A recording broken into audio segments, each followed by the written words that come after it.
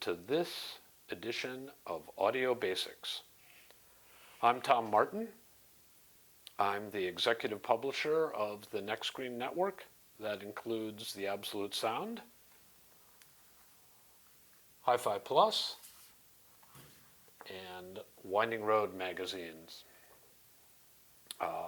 We have websites, we have YouTube channels, we've got you covered. In the Audio Basics series, what we want to do is address the fundamental questions that someone who's interested in music and interested in audio might have. As you probably know, the fundamental questions are often really important, so we want to start at the beginning. We're not trying to insult anyone's intelligence. It's more like, why is the sky blue? Your 3-year-old asked that, and it's actually a pretty good fundamental question of physics. So hopefully we'll be answering some of those really basic questions for you. I'm here with Lance Profit. He's the assistant publisher of The Absolute Sound and Hi-Fi Plus, and he's going to play the role of the questions department. And I'm going to play the role of the philosophy department, where I try to answer with some attention to first principles the questions that Lance poses. So Lance, what have you got for me today? All right, Tom, thanks for having me. Today I will be playing the role of a 24-year-old fresh college grad. I remember that. I remember that stage well. Me too. I'm not that far away from it, but yes, I am. Yeah. But anyways, you know, just like myself at that age, I'm a musician, still playing bands, but loved it in college, played a lot more back then, obsessed with music. But fresh after graduation, you get your own place, and again, playing the role, I would like to have someone describe to me what is an audio system. I want an audio system. I want to enjoy my music on a better level. Where do I start? Okay. Well, let's separate this into two parts. The first part, I would say, is that for a lot of people, the starting point for what is an audio system starts right here. Mm-hmm. An audio system consists of some kind of a source and some kind of a listening device. The source would often be your phone, and the listening device would be a pair of earbuds, a little bit hard to see on video, or a set of headphones. The real advantage of that kind of system is that it's highly portable, and a lot of times if you're 24 years old, you want to be able to enjoy your music on mass transit, at work, if you work in an office, or you might go to a brew pub and open up your laptop and do coding or some other kind of work there, and you'd like to be able to listen while you're in all of those environments. For sure.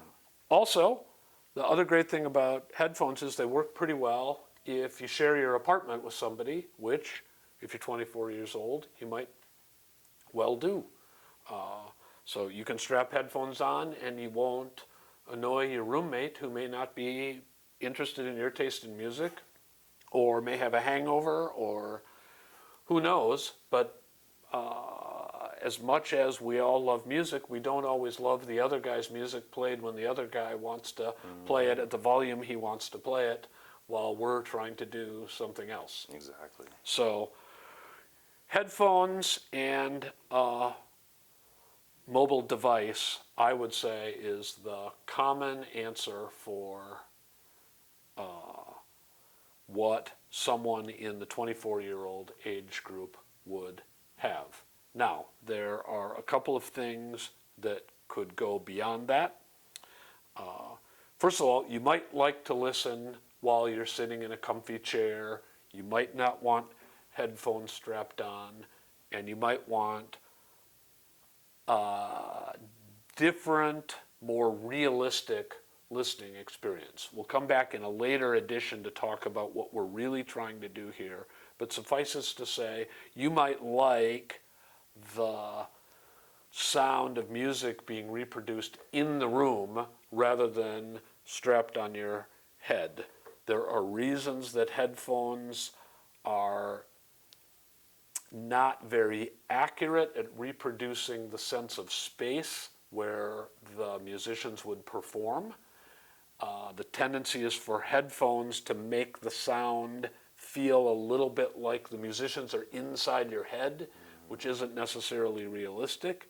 That might annoy you. You might also not like wires, although almost everybody would be using Bluetooth headphones, so you don't really have that problem. But still, especially if you have headphones, not earbuds, you just don't have the same mobility if you like to walk around your apartment, go get a cup of coffee, whatever. So you might like the sound to be out in the room.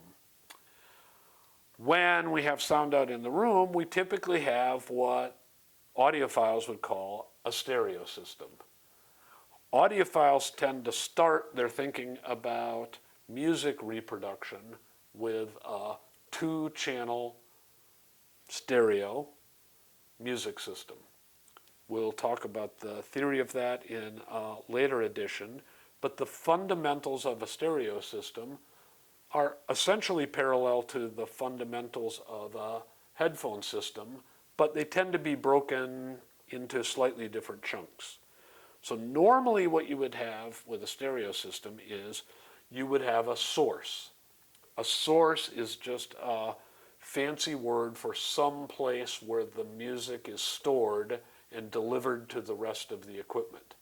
In the case of our phone-based system, the files come from probably Spotify or Tidal or a music streaming service. So the actual recording is in the cloud, and then the phone acts as a delivery device to an amplifier that's also in the phone. So we have to take the digital signal and we have to turn it into something that the earbuds or the headphones can turn into actual sound, and we do that with a D to A converter, we'll get into that later, and an amplifier which gives you enough power to actually make sound from the headphone device. In the case of a stereo system, similar deal. We have a cloud-based music service where the files exist, or we could have a turntable. You would rarely have a turntable with headphones. It can be done, but most people probably wouldn't. You could have a turntable as a source. You could have a cloud-based service like Spotify as a source. Maybe I could bring back my old CD collection. You Isn't could that bring back a thing your these old days? CD collection, and you could play CDs on a CD player. You could have, we've reviewed these recently. Well, that's you could actually have a tape acting deck. like me, not quite the 24-year-old these days. I'm Yes. sure they don't have the CD collection, but Although what we have seen is a lot of people have collections that have been handed down to them from my a kids, brother, yeah, exactly. sisters, your dad, whoever it might have been. So some people do have CD collections, but you could have CDs, you could have vinyl. In theory, you could have tape. If you're really old school, you could have cassettes, although I would highly recommend against cassettes. Super old school people could have 8-tracks. Again, forget about it. It's not the way to get high quality, but vinyl is great. Cloud-based streaming is great. CDs are great. That's your source. Okay. Then we deliver that, I'm being very basic here, we deliver that to an amplifier. Here's a good example of an amplifier. That's just a device that's capable of generating enough power to actually drive headphones or what you would have in your apartment, which would be speakers. And you would, to have stereo, you would have to have two speakers. You have a left speaker and a right speaker, and that's so that we can present something that's like the stage on which the musicians perform.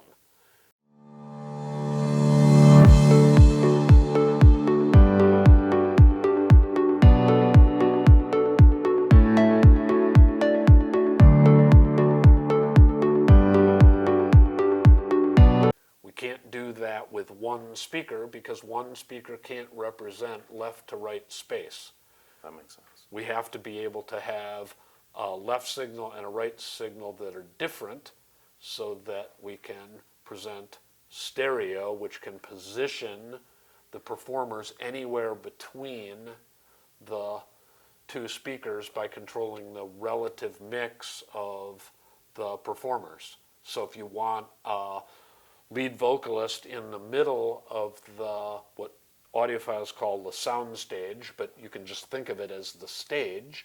If you want the lead vocalist to be in the center, which is typically how a rock performance would be arranged, then you have the vocalist have an equal signal in both the left and the right signal, and that makes it appear as if the sound is coming from the middle. But let's say the bass player is stage left, or from the stage right, stage left from the perspective of the audience. If the bass player is over on the left side from the audience's perspective, then we put the bass player signal in the left speaker, and he appears to be coming from the left side of the stage. Oh, that's cool. Then often the drum kit would be behind the vocalist, and so we would again mix the drum kit as if it were basically in mono, and then the lead guitarist would often be on the right, and we would mix him or her into the right channel speaker, and it wouldn't be, it's called hard panned. The guitarist wouldn't necessarily be hard panned right. The guitarist might be center right because the rhythm guitarist might be center left. And so we can position these people on the stage by having two speakers, something we can't do with mono, where everybody's just in a pile of sound in the middle where the speaker is. So we want to have two speakers so that we can represent space, and we often want to have sound out in the room because we can do a better job of representing space than we generally can with headphones. Again, we'll come back probably in a later edition and talk about some of the circuitry that's been designed to make headphone sound a bit more outside of your head. It's a tricky process, and there are reasons that it's a very tricky thing to do. But generally, it's much easier to do a spatial representation if we're using stereo with speakers in the room. So, to summarize, we have a source. That could be a phone, that could be a device called a streamer, that could be a turntable that plays back vinyl, that could be a CD player. There are other sources, but that gives you the basic idea. That's where the music comes from. The source goes into an amplifier. There's usually a box in between. It's often about this size. This actually is one. Where you've got a D to A converter, so the digital signal that comes from the cloud is turned into an analog signal. And again, we can talk more about the difference between digital and analog, but we turn the digital signal that's coming through the internet into an analog signal that can be amplified, and then the amplified signal has enough power to make the speakers loud enough to be realistic sounding. So source, some kind of D to A converter, amplifier, and speakers is what a stereo system consists of. And by the way, I'll say, many people will have multiple sources because eventually you think to yourself, well, I have a vinyl collection and I really like vinyl, but I don't have everything on vinyl. And when I hear something new, it's easier to dial that up on Tidal and listen to it then, and maybe if I really like it, I'll go down and buy the vinyl. And also my vinyl collection may be a collecting kind of activity, so I want to go file through bins and find stuff for $1.99, but that's not going to be the newest release by, the artist My you favorite love. Lady Gaga. Yeah. Whatever, Lady Gaga's not going to be in She is the awesome, used bin for $1.99, Exactly. right? Yep. But anyway, source, D to A converter, amplifier, and a speaker, or you could do the same thing, but headphones could be the output device, and that gives you a stereo system, and that is generally considered by audiophiles to be what is called the architecture of a good music reproduction system. So, we really appreciate you watching this edition of Audio Basics.